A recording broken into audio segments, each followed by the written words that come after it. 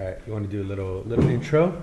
Yeah, let's get your face is blocked, but you're in the shot. All right, it's weird because I can't see myself, so I'm like, am I in here? Yeah, you're in. Where the fuck am I at? So what's up, bro? We're finally here. Yeah, finally here. I'm excited about it. I'm pumped. Yeah.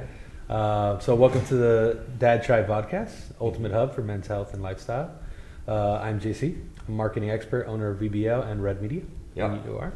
I'm John. I go by Coach John. I'm a personal trainer, entrepreneur, dad, anything and everything I can to be the best me. Amen. Amen. So we became friends. John was the owner at Evolve. We became friends throughout the last couple of years, and had this great idea of doing a podcast.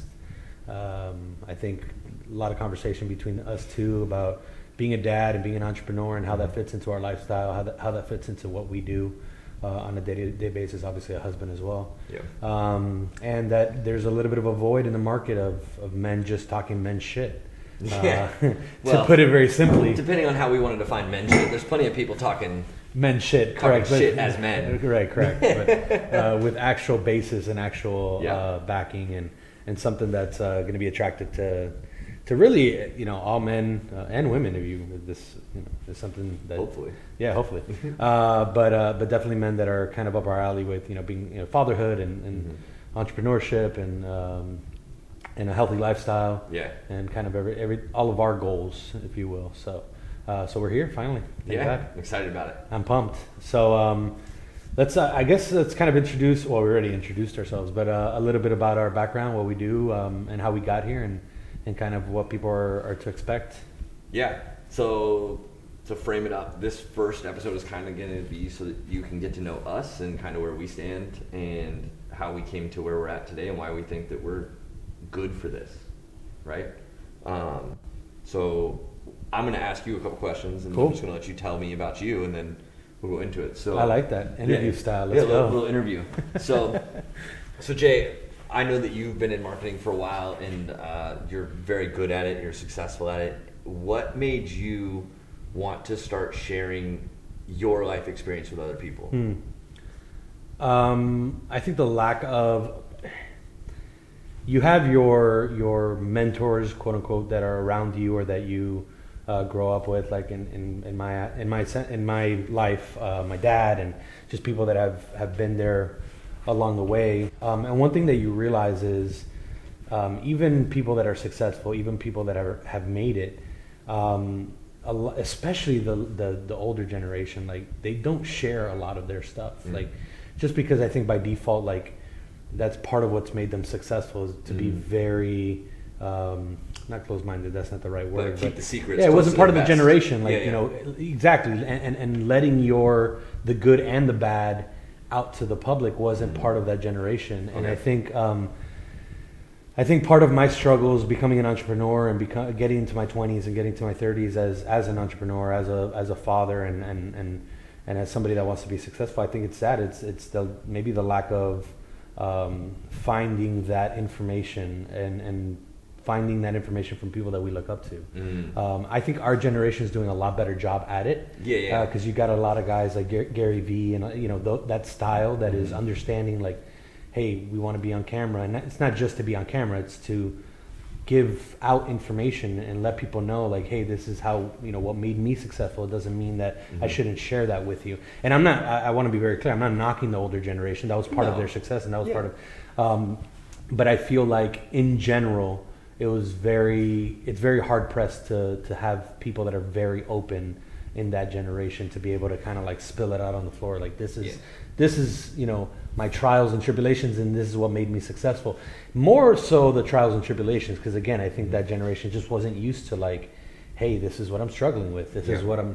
So I think that was part of my inspiration for sure, of sharing my journey, sharing where I've been and how I've gotten here, and what I struggle with on a daily basis as well, that I still struggle with, in the pursuit of success. Right. However you define that success. Right. So that's a long-winded answer. Yeah. To your I question. think like to simplify, or maybe even to oversimplify what you said, is like the previous generation, they didn't have the communication methods we have now. Correct. Between social media, the internet, cell phones, whatever you want to call it. And so they could share tactics, but they could only share tactics with their in-person friends, right? So maybe they were like, maybe that's why things became a good old boys club. Yeah, exactly. There wasn't the Gary V on the internet going, this is how you do it. This is how I did it. Try it. See if it works for you. And now we get that opportunity to be like, hey, here's what I'm doing. Here's what's working for me.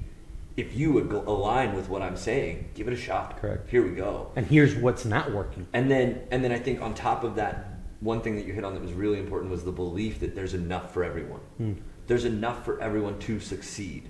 Yeah. I think that the scarcity mindset of generations past is also in part to the lack of information they were able to gather. But not only that, everyone's looking out for themselves. And there's this new kind of thought process of like, you know, a rising tide lifts all ships. Like more people believe that now than ever before. I sincerely feel that way. Yeah. So I think that you saying like, hey, I want to share my story to hopefully help someone else succeed. Correct. Is exactly what we're trying to do. We're trying to share how we've struggled, how we've succeeded, how we fought through, how we failed, so that maybe someone else can go past us. As a coach, one of my favorite things to tell people, like, especially when they're down themselves, like, oh, I'll never be as strong as you, I'll never be as fast or as fit as you. I'm like, my goal is to make you better than me. As a coach, like, nothing would make me happier than to watch you outlift, outrun, out whatever me in my peak. Because that means as a coach, I taught you something that I couldn't even do. I couldn't teach myself. So I've reached a level at which, as a coach, as an educator, that I couldn't do to myself. So I've still taught someone, which is what I wanted to do, but I haven't been able to do that to myself, and I was able to help you. Yeah. No, agreed 1,000%. And I saw a quote the other day that said, the true definition of a leader is somebody that can build other people up to be better than them, and do the things that they can do and probably do it even better. And I agree with that 1,000%. And you know, I wouldn't. It's all in your definition of success, but we're obviously not at the peak of success in our careers. We're on the route to it. Yeah. But again, it's what you define success to be, and we were talking about the other day, happiness. It was one of the quotes that I had told you, and I think that's the biggest truth. Is like sometimes just because you're not where you want to be doesn't mean you're happy, and vice versa. Just because you know you're not happy doesn't, or just because you're happy doesn't mean where you are you want to be. I think I buffered that. I said it great the other day, and then I just butchered that. Yeah. But it's the truth. They get it. Yeah, they understand. We'll write in the captions. But it's the truth. Like sometimes, you know, you could be happy and not be where you want to be yet. Yeah. You know, and that's kind of the whole goal, right? Is like figure out how you can become happy in the pursuit of whatever you're pursuing. Yeah. And vice versa. Just because you've reached that mountaintop, I've seen a lot of people reach the mountaintop like, hey, this is what I've been striving for the last 10 years, and they're like, fuck, I'm not happy. Yeah. It's because you didn't enjoy the process. You didn't let yourself understand that part of reaching that peak is the process, right? Like, and becoming happy in that process, you know. Yeah. And it's not complacency. You know, a lot of people No. mix that up with complacency. It's not complacency. No. It's just being happy with where you're at in pursuit to where you want to go. Yeah. There's a big difference between being happy, being complacent, being successful, and being unhappy. Like all of those things are not. They're not tied together as tightly as we've been taught in the past. And I think that's something that's becoming unraveled as people explore mental health, as people explore specifically the mental health and the thought processes of successful people, right? And how that relates to their happiness, their chemical imbalances, and those kinds of things. So, yeah, I totally agree with all of that.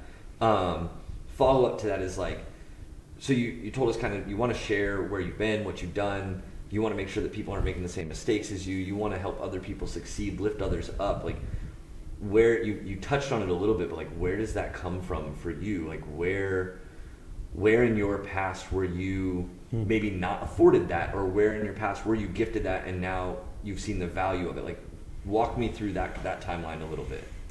That's a loaded Give question. me No, the- but that's fine. It's funny because and we're going to be super open on the show. That's kind of the whole point, right? Right. It's funny because I have a therapist, and me and Monty have a therapist, and we go to, and I think it's super healthy for everybody to be able to talk to somebody outside of just your boys or your close unit. And she asked me that same damn question, so it's so funny. I know. Did she call you? No, as a coach, it's part-time therapist. You're just not certified. But she asked me that same damn question, and it's funny because obviously it opened up. So, like I told her, I was like, man, I went into my file cabinet, and I went way back into my file cabinet, good and bad, but mostly good.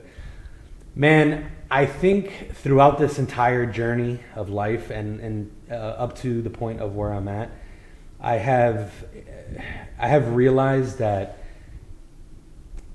I'm so blessed. Like, we're so blessed as a family, my family. Like, we've been, and that word is so whored out, blessed. Like, hashtag blessed. Like, it's so whored out, and I hate using it too. It's like influencer. Like, I hate using the word influencer. It's so stupid. Yes, they influence. Like, it's been around since the Stone Age. Right. People with power or with a viewership are influencing people. Yeah. Yes, but anyways, I think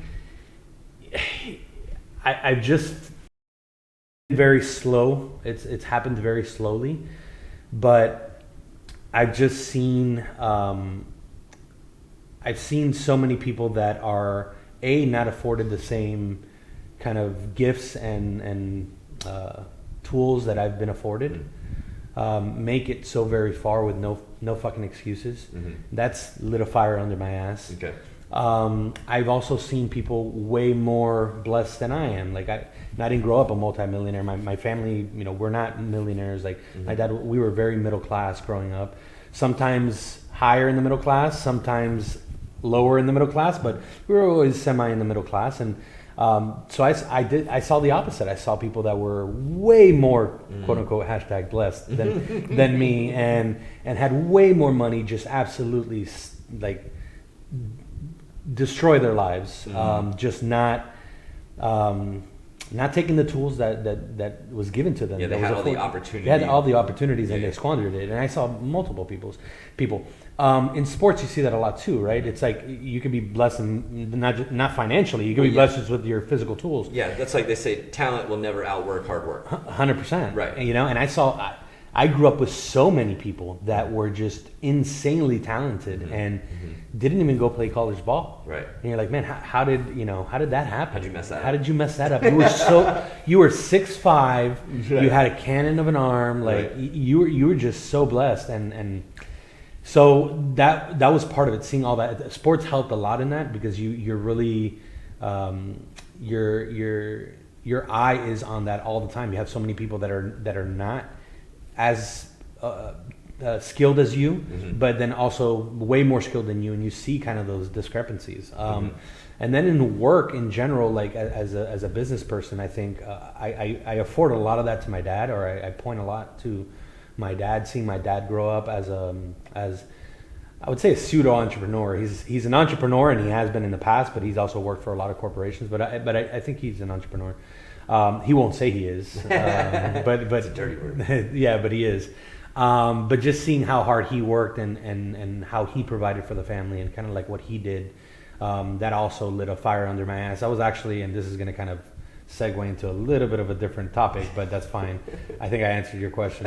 But that also was part of the reason why I struggled to become a father, was because I felt like, I had such big shoes to fill. I had such a weight on my shoulders. I was like, man, how the fuck am I going to live up to my dad's standards? Or not standards, but to his what you built him to be. He's right. How do I become a superhero? Yeah, exactly. I don't have any superpowers. And even as an older person now, my 37, just turned 37. Holy shit.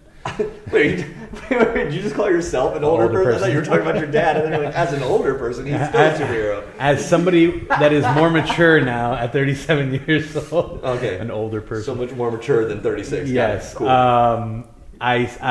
You always hear, like, when you grow up, one of the worst things in life is that you realize your parents are not superheroes. There's a point there where you kind of realize, like, damn, my parents aren't superheroes, they're just regular people. And there's a little bit of that, but as I've gone older, it's just a different relationship that I have with my parents, but that I have with my dad, you look up to him and kind of, and a lot of that comes from seeing that from him growing up, for sure. Has lit that competitive fire. outside of the fact that I'm just naturally competitive and Right. driven and always have been, always will be, Mari says it all the time. She's like, you just don't know, no. Like, Yeah. it's like they tell you no or they tell you can't do it. It's like, okay, go fuck yourself. Yeah. Let me show you. It's literally, let me show you. Yeah, yeah. It's the worst thing you could possibly tell me is Right. no. Nah. If you want me to perform, the best thing you do is tell me that I can't do it. The worst thing you could do is tell me that I'm great. I think that a lot of that is really funny because I think that's generational to our specific age group, because there was that whole phase of you won't do it, like as teenagers, like you won't do it. And I don't know that, like, my little brother is 11 years younger than me. I don't know that his friends did that. Like, I don't know that they had that you won't, like, and then you do it and you prove, just to prove them wrong. Like, and I don't know how much of that is millennial. I don't know how much of that is just us in like a very specific age range. But I feel like there was a lot of growth from that, and a lot of us carry that on in our professional personalities.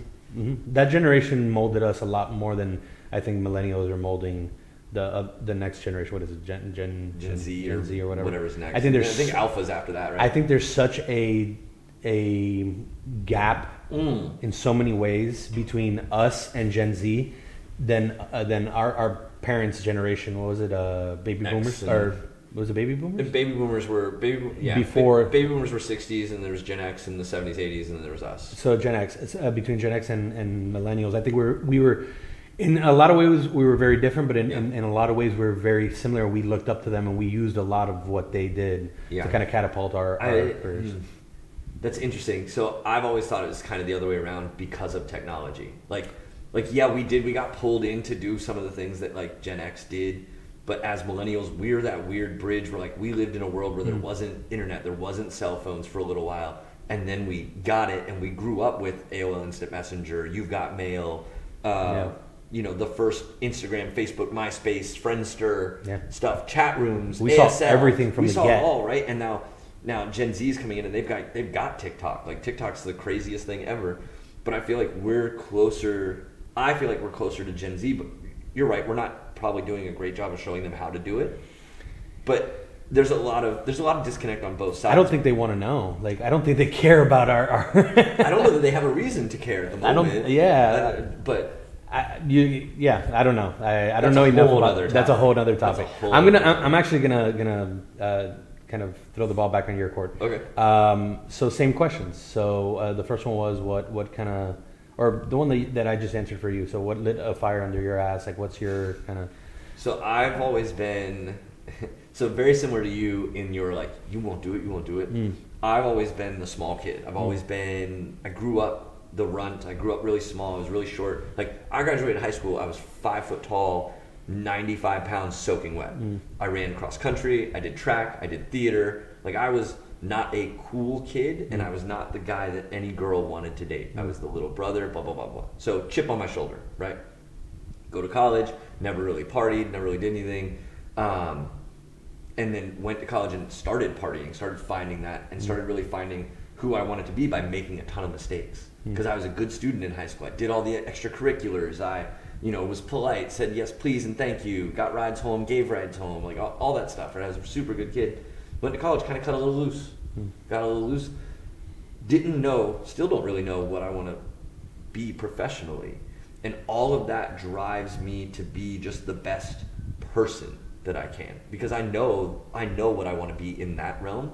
And so I put a lot of energy into being the best human to other humans that I can possibly be. And I think there's a lot of work to be done on us individually, but also us as a society as we treat other humans. And I don't mean like, kumbaya, sit around and like just forgive everybody. I mean, like, a lot of people need to stand up and own their shit. And a lot of people need to let people own their shit.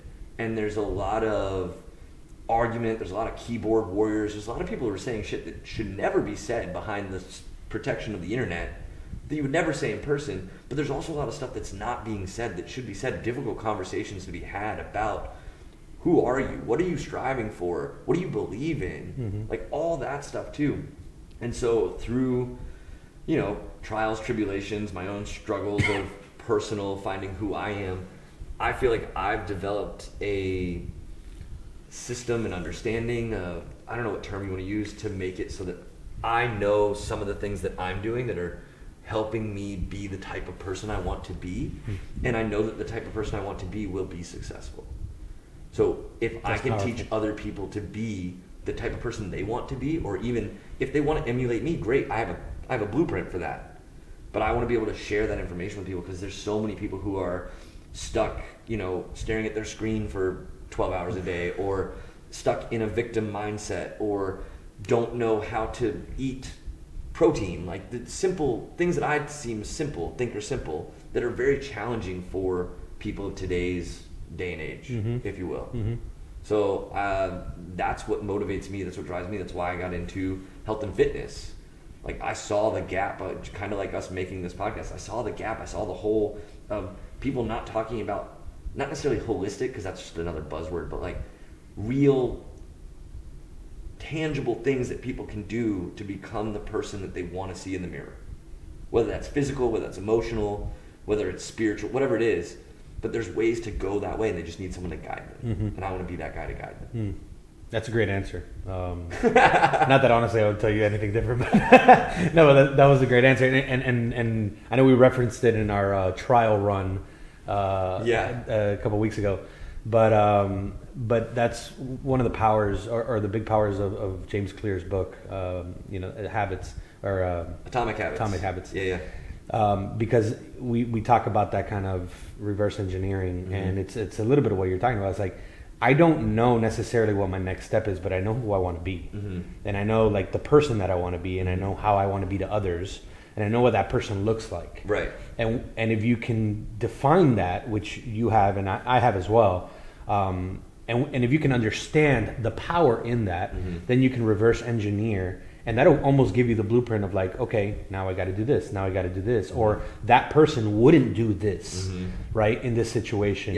And that is so powerful. So, and I think that's so important for people that are lost, or don't understand where they're going, don't know where they're going, don't know what they want to be, which is there's a lot of noise in today's day and age, and there's a lot of people telling you how to do things or how to not do things, or more people telling you how to not do things and how to do things, or what not to say, or read the caption, or yeah, exactly, buy my book or whatever. And so I see that too. I see a lot of people getting lost in like, oh, maybe I can do this, maybe I can do this, or maybe I can do this, and it's like, dude, just do. Like take action. Take action. Who's the person you want to be?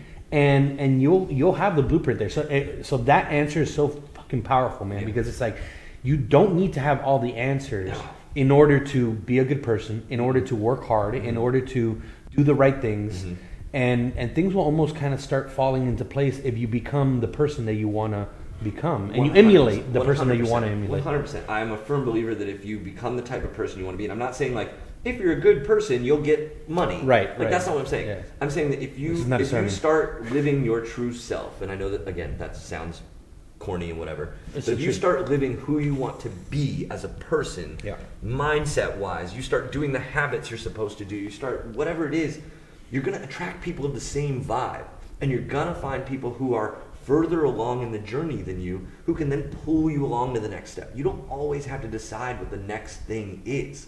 You just have to find the next mentor, for lack of a better term, to help you along. And if you start putting yourself out there, kind of like this podcast, like if I put myself out there and I say, people, this is where I'm at, somebody may come in here and be like, man, I don't know how to get there, how can you help me? But someone else might come in and be like, I remember when I was there, here's what I did next. And it's just constant synergy of building each other up and becoming the next best version of yourself. And like, I don't even know where the end result of who I want to be is currently, or at least I don't believe that I do.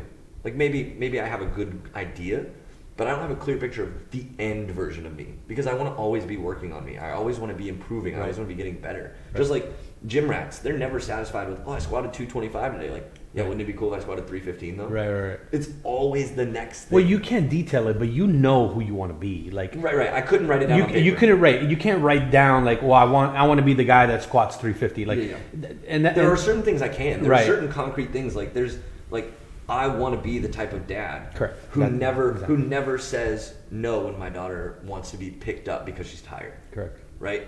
I never want to be the type of dad who isn't there to listen when she has problems. I never want to be the type of husband who can't be open to listen to when my wife has an issue. But I don't know what that looks like entirely, but I have that bullet point, that sphere to operate within. And when I'm not doing those things, I want people to be able to tell me, like, hey, you're not living up to what you said you want to do. Powerful. And that's part of what I was talking about earlier, about people don't say the things they need to say. Yeah. When someone's not living up to their core values, their standards, their beliefs, their whatever, people don't go, hey, but that's not what you said you want to do. People are like, oh, and they go talk about them behind their back. Like, that's not how it should be, in my opinion. Yeah. No, I agree with you. No, that's a great answer. I love that. What was the first question you asked me? Because I'm going to throw that right back at you too. Sorry, you had said something, and I want to kind of hit on it. Okay. It is incredibly powerful to have the communication and the community to be able to communicate. Okay, and one of the powerful virtues, I guess, that Evolve has, and that that you guys have built there. Okay, and I've been very verbal about this in my career at Evolve, or in my time at Evolve. I don't have a career. Yeah. My tenure at Evolve is the community that you guys have built of openness and communication, and like, hey, I feel this way today. Like, I feel like a lot of times, like, you go to your trainer and you're scared, almost like going to the doctor. You're scared to tell them, hey, this hurts or whatever, because you guys are so good about that. But I think that's you guys are so great at that. And I think it's something that is super important, and why we're calling this a dad tribe. I think that's super important, because if you start to live like who you want to be, right? Like we're talking about, like, I want to be this type of person. If you start to live like that, you're going to attract your tribe, and you said that. You're going to attract your people, okay? I'm actually going through that right now with my career. In this very moment, I've actually had, like, in the last month, I've had multiple meetings with people of my ilk, like in my running in the same circles, if you will, similar age groups, similar career paths in different channels, but similar ways that we've gotten here. Okay, a lot of failure, a lot of trial and error, and I'm only here, and I'm only attracting that tribe now because I've lived the way that I've lived the last like 10, 15 years, but really the last 3 to 4 years, where I've honed in on, hey, habits are fucking important. Hey, your day to day, like how you're living, is so important for not tomorrow, not today. It's important for a month from now. It's important for 6 months from now, because that's really going to dictate who you are in 6 months. And you can see that in diet. You can see that in everything that you do. The consistency. Right? It's the challenge of consistency. But you only start attracting your tribe and attracting your people, and the people that you can communicate with and build a community with, if you're living up to those standards. Do you get what I'm saying? Yeah, absolutely. And I think that's so fucking powerful to when you start to realize that as a person. It's like, you need to understand that you need to live how like that person that you want to be, and those decisions need to be based on.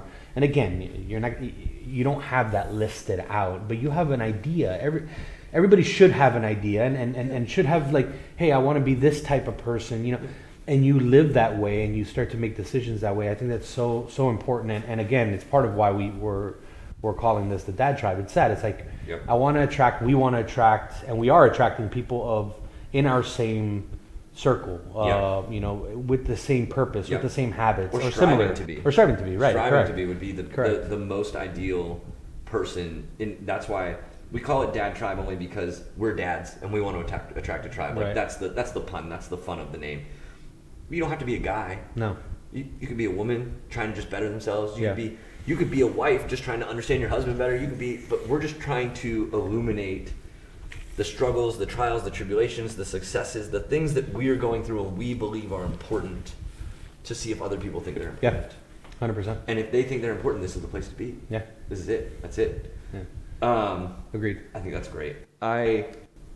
You were saying something, and I want to point out that, like, we've said a couple times, like, it doesn't need to be a list. Some people are list people. Fucking make a list, bro. If you like lists, make a list. Yeah. put that thing on your mirror. Yeah. And like remind yourself of like, I'm the type of person who has integrity. Yeah. I'm the type of person who asks people how they're doing, and I fucking mean it every day. Mm-hmm. I'm not just asking it so someone can say, well, another day in paradise. Like, Mm-hmm. and then you go like, is it though? Mm-hmm. Like, do you ask the second follow-up question? Do you actually care about people? Mm. Who do you want to be? Mm-hmm. That's what it's all about. Yeah. The other question I asked you was, what about this makes you feel that, you know, this is a good avenue for you, this podcast? And I think that a lot of my answers are going to start to melt together, because a lot of the coaching, when I got into fitness, I thought a lot of the coaching was going to be like, squat down to this, throw the ball to there, put this much weight on. And it's become a lot more like, no, how are you thinking about it? Hey, right before you do this, what do you tell yourself? What's the internal monologue going on in your head? How do you picture it going? And like finding out how each person ticks. And one of the things that really cleared this up for me was something I learned through a mentorship called Active Life, which, shout out to Dr. Sean if you happen to see this. You're awesome. They taught us something called the 4 quadrants. And so people primarily will fall into one of these 4 quadrants, and it's how they want to be communicated with. And Active Life calls it the death of the golden rule. So the golden rule is treat others how you want to be treated. Well, what if you're a psychopath? Nobody wants to be treated like they're a psychopath, right? Like personally, like we were just talking, you want someone to tell you can't do it. Someone who maybe is more, you know, they're behind in their victim mindset development. They don't think they can do it, and someone says, you can't do it. Well, that just reassures their unsure stance. But if I tell them, no, I believe in you. I believe that you can do it. I would never ask you to do something I didn't believe you could do. That then switches that I can't do it to, all right, maybe I can. And that might be the only difference they need between doing it and not doing it. And that could be anything. That could be buying a house. That could be squatting another 10 pounds. That could be going and running a mile without stopping. That could be going for it, going out on a date with someone they're nervous about. Like, it could be anything. But if I don't know how to talk to that person and put them in the correct quadrant for this scenario, then I may be doing them a disservice in treating them the way I want to be treated. So learning about how to speak with people, understanding the mindset, the thought processes of development, athletic, personal, mental, spiritual, emotional, all that stuff has been highly impactful for me in my journey, and I've seen how impactful it is on my clients. And I tell people that I train with, or that I train, I don't want you to be my client forever. I want to teach you everything I know. I want to teach you everything you care to learn, and then I want you to go off and be that person. Like, it'd be great, like, hey, if you want to stick around and keep paying me to tell you to squat lower or push harder or whatever, I'll do that. But I'll know that my job is done, and you are the person you came to me to be, and we accomplished that goal. If you want to tackle the next mountain, as long as it's within my scope, I'm in. But if you want to grow your finances, like, I don't know how to do that. I'm not the guy. I'll find you a guy. I know somebody, but I'm not the guy. Yeah, that's powerful. I like those 4 quadrants, and I agree with you, because that's so. You were speaking, and I'm going. So you're basically learning how to be a leader. Essentially, because that's what it is, and I think I've had a very similar path with business and entrepreneurship and running teams. And you don't realize when you're going out to conquer the world in your 20s, and I'm going to be an entrepreneur, and you don't realize how much of that is psychology to yourself. Is psychology with other people, is understanding that you can't be the same to everybody. You have to push certain people. You have to pull off other people. You have to praise all the time. I'm a big believer in that. Praise as much as you can. The more you praise, the more people realize how you want things done. If you're just negative all the time, they're never going to understand what you like them to do or what you need them to do. One of the most powerful things I learned in my time in retail is that people will remember the single negative thing you said 5 times longer or 7 times longer than the positive thing. So they could be doing awesome for 7 weeks, and you do 1 week of telling them a negative thing every day, they're going to remember that for the next 7 weeks, no matter how much you praise. And it's so powerful, because that starts the unhappiness. That starts it's the doubt. Yeah, the doubt in themselves, and that's the last thing as a leader that you want. Yep. is people to doubt themselves. On the contrary, you need, if you're a, in my estimation, a good leader and a good entrepreneur, you need to make sure that the people under you can work without you there. Empower. And empower them, correct. Yeah. And I'm not saying that, we've built that at VBL to that extent, but we're there. Like I have really good people that are my right hand that I know I can go tomorrow and go on a vacation for a week and my company will run as is for a week, and that's powerful. That's what you want. I think that's part of what we talked about the earlier generations or the generations before us, is that there was opposite thinking. It's like, I got to be there all the time. I got to be, every single decision needs to run through me. It's the workforce thing. It's if I'm not working, I'm not worth it. Correct. And kind of to wrap up that point is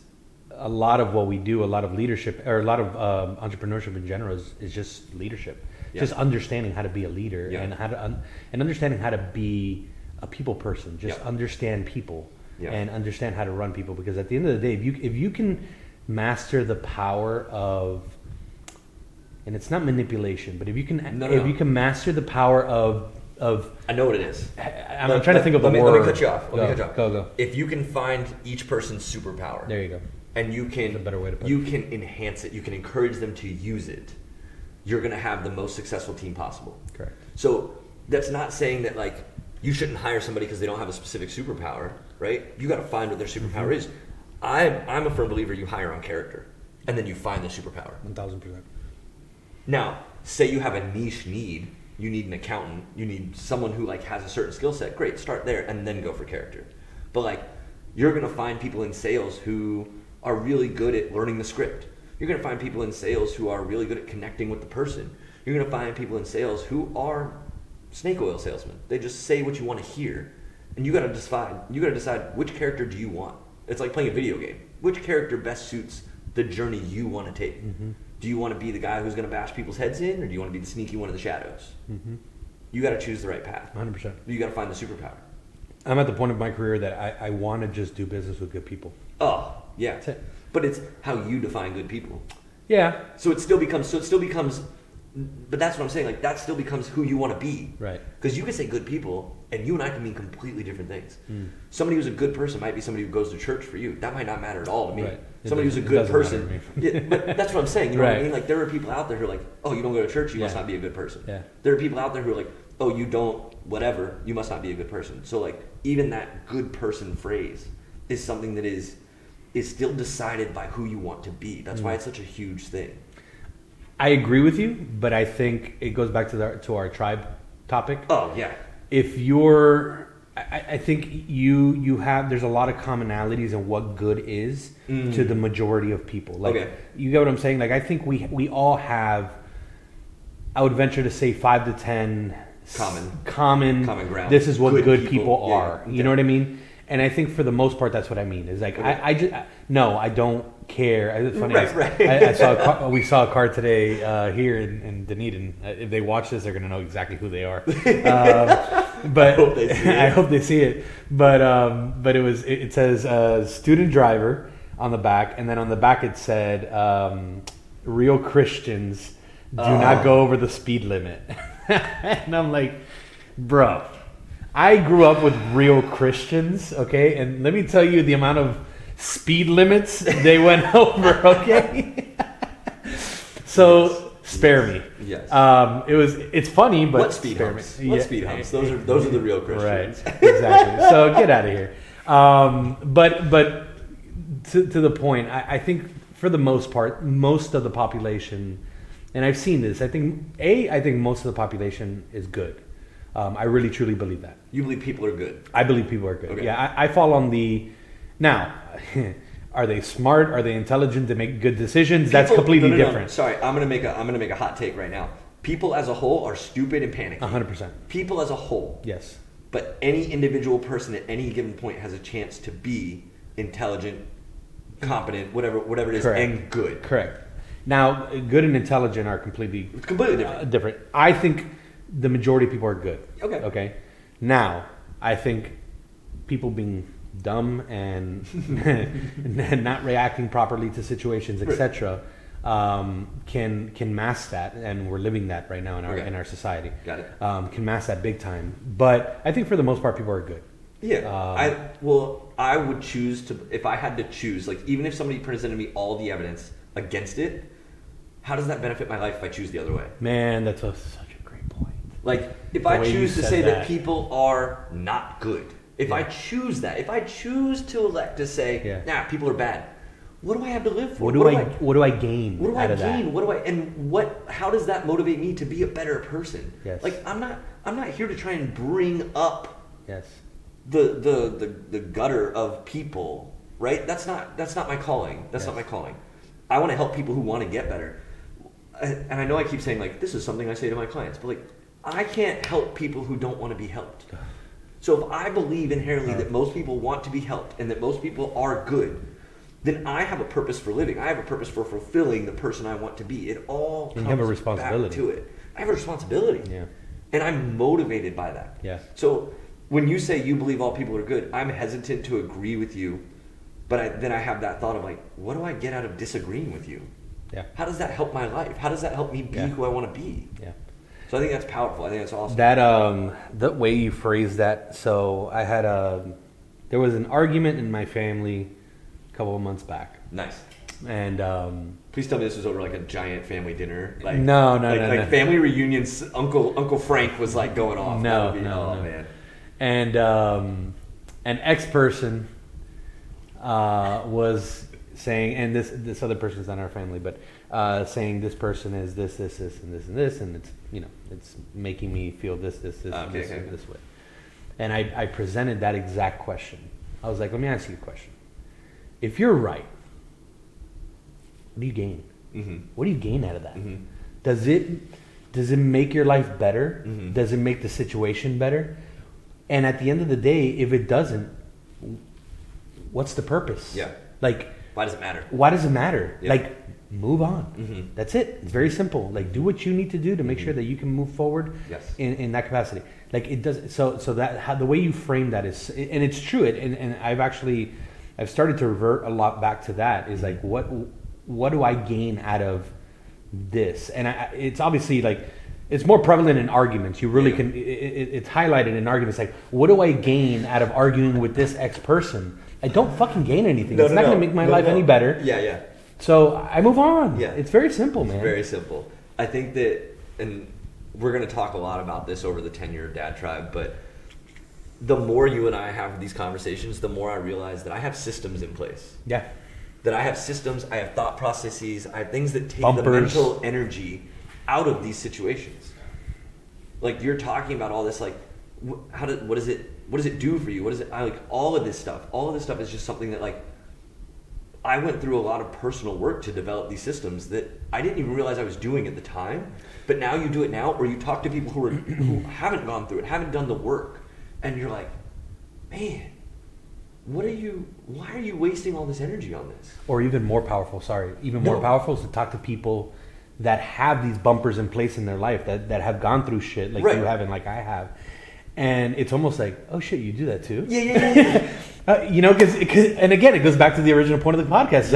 It's it's that discovery now that I'm getting to this age is like, oh shit, like you also have those systems in place. Like that's fucking cool. Yeah. Because sometimes you think you come across something and you're like, oh shit, like I just discovered this, and you're like, well, no, other people do it. And then there's times that you're like, oh fuck, not many people do this or think of it this way. This is my specific system, and it's cool. I agree with you 1,000%. It's cool to see that. And I think that those things are really cool because they seem so.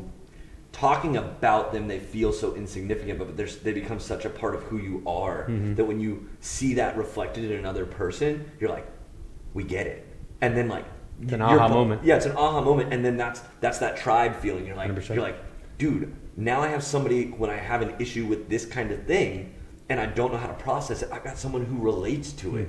And you could start building on that. And I think that's one of the ways that we came together is like you came in for like a consultation of just like, hey, let's check in, let's see how you're going. And we got on a tangent of this kind of stuff and where you were going. And I was a couple steps ahead of you in one area, you were a couple steps ahead of me in another area. And we like we talked for what, like an hour and a half of just like this kind of stuff. Yeah. And it was just like, Exactly. And now a year later, here we are sitting at a table doing a podcast. With a dad gang hat.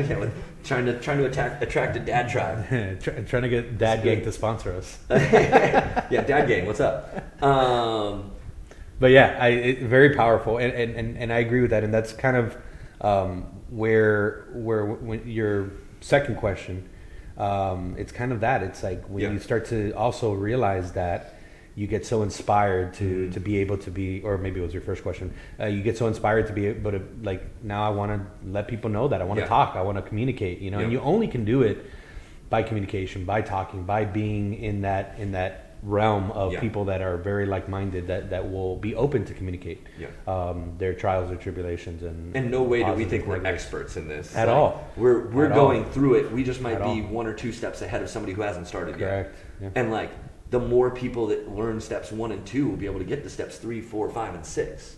So like, I may be on step 10. I don't know what step I'm on, but I may be on step 10. But that means there's plenty of people that I can talk to and help understand, or maybe understand, or at least teach them the way that I think about it, and give them something to mull over and decide whether or not that's something they align with. Yeah.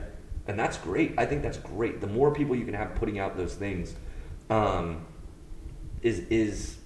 is powerful. It's the information age, technology age. Like, put out what you believe in, attract the people you want, and try to build each other up in the best way possible, without putting anybody else down, without destroying anybody else. We're not saying anybody else is dumb for doing it a different way. Well, you just called half the population of the United States dumb. No. Well, I said the world. People when they get in Sorry, groups, not the United States, the entire world. People when they get in groups are dumb. People when they get in groups are dumb. Like, I'm talking like masses. Like, you're at a cults. You're at a no. I'm talking like you're at a gathering. You're at a concert, and lightning strikes a tree. People scatter in panic. Like, that's the worst possible scenario. People are getting trampled. Like, if everybody was just kind of like, "Hey, let's get away from that tree. You good? All right, you good?" And they took care of each other, nobody would get trampled. But people just panic. So, do you not go to concerts? No, I don't go to concerts. Get out of here. I'm old. I'm 36. The last concert. I'm old. I'm 36. No. What did I say? I'm an old man. You're an old man. Now that I'm older, or now that I don't feel like an old man. We talked about this in our trial run. Yeah. And I actually had a conversation with our ad buyer the other day. Okay. He asked me. He's younger than me, and he asked me. He's like, how do you feel? Do you feel old? And I was like, man, that's a funny question, because I just got asked that. I was like, no, I don't. I don't feel 37 in some aspects, like maturity wise, yes. And in some aspects, like what we just talked about, like the systems we've put in place, and the bumpers, and understanding how to deal with certain situations because we've dealt with them already. Yes, I feel 37. Got it. But physically, I don't really feel 37. Yeah. Although I fucked on my knee again today. I don't know what the hell You'll be all right. is going on with me. But no, you're still young. You'll bounce back. 37 years old. Physically, I feel better than I have in a long time. It's partly because of the weight loss, etc. But even like spiritually, mentally, like I feel good. I feel youthful. You know, and it's really cool. It's actually he's on the cusp of millennial and what is it, Gen Z? And he was telling me, he read an article the other day that Gen Z is actually aging quicker than millennials are. And it's because of technology. It's insane. I saw that. And I was telling him, I was like, yeah, man, I've met a lot of Gen Zers that I'm like, man, this person looks fucking 40. Like, it is crazy. It's crazy. And I see a lot of us millennials, like, we're like, I by the way, I've looked like this since I was 10. So I'm like Benjamin Button. Hey, me too. I still can't grow a beard. I'm like Benjamin Button. I'm aging backwards. Wouldn't that be nice? That'd be great. You hit 40 and you just start going backwards, and at Man, 60 you just look like you did when you were 20, and you're like, that'd be amazing. With the knowledge, right? With the knowledge, that you have, but you look 20. Oh my God, destroy the world. But take up modeling at 67, just like absolutely.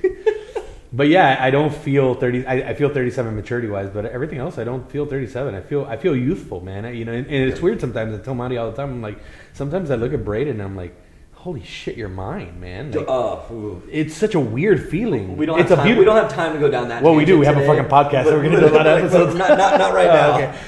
It's such a fucking weird feeling looking at your child and going, wow, you look like me, but you also look like So my wife, for like, so weird. context for the people watching, listening, we're That's recording. you.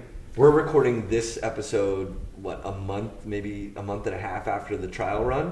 Yeah. So in that time, I feel like Peyton has gone from being a baby to a toddler, and like she's a completely different. She looks completely different, and it's wild. But like we don't have time to go down that rabbit hole. What I want to wrap up with is, what can people expect coming back here to listen to us? What are you hoping that people get out of this from us, or what are you hoping to deliver, or like go for it? Honesty, I think. Not to be corny and use another term like influencer, but honesty. Yeah. I think that is one of the things that we're definitely going to be bringing in is just 100% on the table. This is who we are. Yeah. This is what we've been through.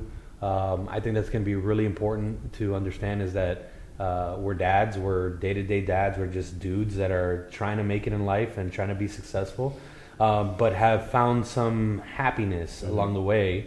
And because of that, we're starting to attract our tribe, and we want to kind of make our tribe bigger, and we want to let people know, like, hey, this is not necessarily the right way to do it, but this is the way that we've done it, and if it works for you, great. And if the way that I failed is going to help you not fail and be a better person, then fucking great too, you know? So I think a lot of honesty, and just we're both millennials, so we have that humor. We have that, there's going to be a lot of movie references. You said the other day, we talk, I swear, half of our conversations. we were in the gym, and you passed me. I don't know what I said. You're like, I feel like half of our conversations are just movie references. I'm like, yeah, pretty much, which is a weird millennial thing, by the way. Like, I agree. Like crazy movie references. But anyways, but yeah, man, just being able to attract our tribe, being able to give some information, a lot of honesty, real raw honesty, and just dads talking shit. Yeah, and that's the best way to put it. I think that last sentence really does like simplify it and sum it up and wrap it up. I think what I'm hoping that we can deliver is something useful and applicable to people's lives, because there's so many podcasts out there, but there's so many anything, YouTube videos, TikToks, whatever, that are just like meh, and it's like, it's not valuable. I want to put value into the world, and I want to do it for free. I want to put it out there for people, and for them to learn and grow and improve in a way that they align with. And that's part of, again, just to keep harping on it, the tribe. Like, we're going to put out what we believe in. We're going to put out what we believe has helped us, what we've struggled with, what we've stumbled over, and what has made us fall. And a lot of people aren't putting out what makes them stumble and fall. So we're going to do that so that anybody, can continue to grow in the way that you want to. Love it. And I think that's going to be something that we're going to have to dig deep to do. But I know that you and I have talked about it off camera, and we're willing to put in the work to like dig up some scars and dig up some things that are a little sensitive, but make sure that we know how to grow from that and explain and educate on those topics. Amen. But I know it's going to be a lot of fun too, because we've got some segments planned that are going to be just off the wall funny. Yes. Underrated, overrated. Well, we actually, before wrapping it up, we got to do a quick underrated, overrated. Oh, do you have one? So okay, I didn't come with so one. It actually it depends though. So are we going to count our trial run as the first underrated, overrated? That's a big deal, because that's a good one. We had two good ones in that. We had two great ones. Actually, you know what? Fuck it. I got a good one. Okay. I just thought of one, and it's super relative to today. Diddy. Music. I don't. So I have no idea what's going on with him. Oh, okay. No. So I've been off Twitter. All right. I've been Twitter abstinent for months. Okay, so we're gonna dive into that in episode 2. Okay. I'll have to educate. But myself. we're just gonna talk now about his music. Okay. Underrated, overrated, or rated exactly where it needs to be. Look, he did a lot in his era that was like, it was next level. Like, he was bringing up young artists. He was building a label. He was doing all that stuff. But I never got the sense that he was doing it for other people. I always got the sense he was doing it for his clout and his persona. Good take. So I'm gonna say overrated, and I'm also gonna say with the caveat of saying like whatever's going on with him has only attracted negative press from what I've seen. Like everyone's been like, "Oh, what the hell's going on with Diddy?" It ain't good, I'm by the gonna way. so I'm gonna say overrated and possibly disturbing because I've seen some reels of people being like, "Well, these Diddy lyrics are a little less. They don't hit the same anymore." They don't. So knowing very little about what's going on currently with him, I'm gonna say overrated. Okay, that's good. What do you got? Rated exactly where it needs to be, and I'm gonna exclude what's happening now. Okay. Because just with what happened with Michael Jackson, and like, I feel like sometimes you need, like, we're just talking about the music and them as an Separated. artist, Okay. not as a person. So as an artist, I think in his time he was rated exactly where he needs to be. I agree with you. I think he did a lot of powerful things. I think he brought up a lot of great artists. And within that, he made a lot of great music, especially in our era. He had great albums, Right. and his music was fantastic. So rated exactly where he needs to be. Now, if you want to throw in the person, then very overrated. I'm also going to put the caveat on it that skinny white guy is trying to overrate underrate Diddy. So like let's just real quick put it in perspective. Well, yes, but off camera when I before episode 2 when I tell you what's going what on, happened? you're gonna refrain from okay, saying okay. that. Yeah. Perfect. So, but all right, we're done with episode 1. That was fun. Yeah, man. Got to know us a little bit. Yeah. And I think it won't be such an interview moving forward, but I like that it was because we got to really like dive into each other. And, Yeah. And yeah. Cool. See you in the next one.